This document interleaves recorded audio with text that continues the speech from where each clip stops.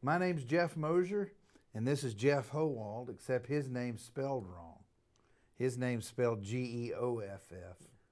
And we've known each other since I was 23, so I'm, I guess, 36 years or something like that. Something like that. Oh, my good Lord. Well, aren't you about 80 years old, but that's in dog years? And, yeah. Okay. So. But I am one of his first customers with Watch and Learn and cassette and video learning, all the products that he's done over the years. I'm one of the original customers that had I bought from him back in the early 80s. And what I wanted to talk to you about today, though, is that my admiration for Jeff extends to the fact that he's always doing something. For years, he's always doing something. He's always changing, always moving, always learning, always curious.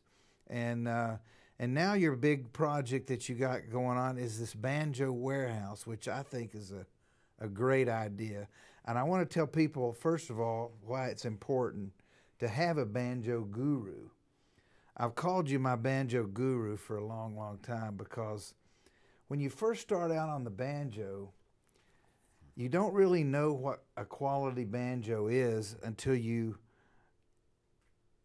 it's explained to you that there are a lot of banjos that you can get for $150 that will never sound good no matter how well they're set up or how well they're played. They don't have the equipment, they don't have the hardware, and they don't have the craftsmanship to eventually sound really good. And that's where Geoff Hohwald comes in. At the time, I was going to Everett's Pickin' Barn, and I was learning tone from those people out there. But it was you that sold me my first Rich and Taylor, which is this kind of banjo. I bought an early 90s Rich and Taylor from Jeff. It's become my career banjo. And it's when I really learned about Gibson, Granadas, this flathead style of bluegrass banjo, and really learned what tone, how to get tone, how to tune the head, and how to set up the banjo. When you play the banjo, you have to know where to go. There's a lot of people that have these really good banjos in shops around, but they're kind of like, they horse trade them. You might go in there sometime and there'll be a couple, and then the next time you go in that little shop, they'll be gone.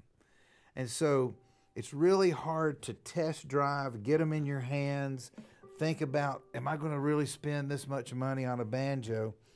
Well, now you've kind of fixed that because you have it's like going to a classic car show for banjos called the Banjo Warehouse, where people can sit and actually touch, try, play these banjos that are really great banjos. Tell us about it.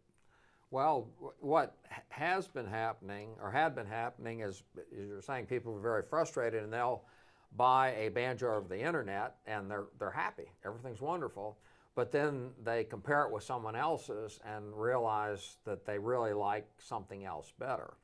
So what do you think makes that happen? Yeah. Why does that happen? Well, different banjos are made of different materials and they're adjusted differently and they sound differently. And when you first start playing, you play real lightly. So a banjo that responds sounds great, but as you get better, you start playing with more force and you want to get tone out of it. And some of these banjos don't really have much tone in them as you get better. No matter how good you are. That's correct. And so one of the advantages of coming to you would be, I think, it was to me, one of the advantages to me was to hear, at the time I wasn't that great of a banjo player, just to sit with another banjo player who has the competence to play solid, good banjo and be able to sit in front of the banjo and go, that's the sound I like, or that's not the sound I like. That really, how do I not ever get that sound? And you kind of narrow it. It's kind of like buying it's kind of like musical taste. Some people like a real high, tinny sound that's kind of Ralph Stanley-ish, and then some people like a low, tubby sound, and they can learn all of that from just playing different types of banjos. It's not unusual for someone to come and spend 4 to 8 hours, and invariably they will come to listen to a particular banjo, and they never buy it. They never buy that banjo. They always buy something else. Really? Because they have heard that banjo on YouTube, and of course it's being played by a great professional guy, but the banjo really doesn't sound that great. It's the playing that impresses them. Right. So I did have a fellow, he actually was a student that attended one of our clinics, which we'll deal with later, and he spent, as I say, he spent 8 hours and he bought a banjo and he loves it. So it saves you. I swear there are people out there that have 5 to 10 banjos because they keep buying something on the internet and it doesn't quite work, so they buy another one. Right. Where if they had just come to our place the first time, they could have played all these banjos. Right. It saved them. That are set up well. In other words, you don't have anything out there that has setup anomalies. They might not be set up perfect for that person's hands, but they are set up. Well, the basic issue is if the banjo has inherent problems, the player many times doesn't understand that it has a problem. They think it's them when it's really the instrument. So most banjos, because they're fairly sturdy, I'm talking about probably 85 to 90% are fine. Right. But if you're unlucky enough to get one of those 10%, right, you spent all this money. Maybe you spent $3,000 or $4,000, and you get something that you just know something's wrong. Right. So a lot of it is just the fact we pick one up when we get it, we play it, and it's fine. Right. So I'd say about 30 to 40%. How do they find Banjo Warehouse? Is that a website or? There's banjowarehouse.com is one way to do it. Now you can find me by Googling Geoff Hohwald. I've got all kind of sites and stuff, and most of them have my number. Of course, you have to know how to spell Geoff Hohwald. That's a real challenge. Hohwald, and it's Hohwald. You can also put Banjo Warehouse in Facebook, right? Yeah, Banjo Warehouse. We have all kind of ways to find us. Now, what's interesting, it's so hard to find, let's say, a Gibson banjo, which is very popular.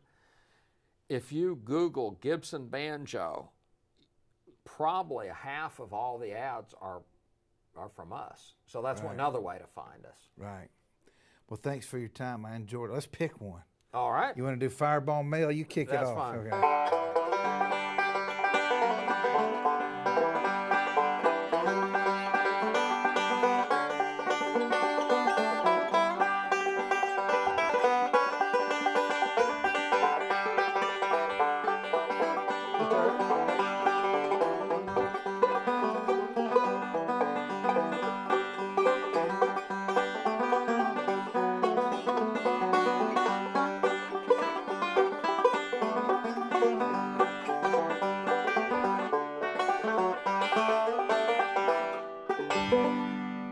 Nice. Thanks for listening. Appreciate it.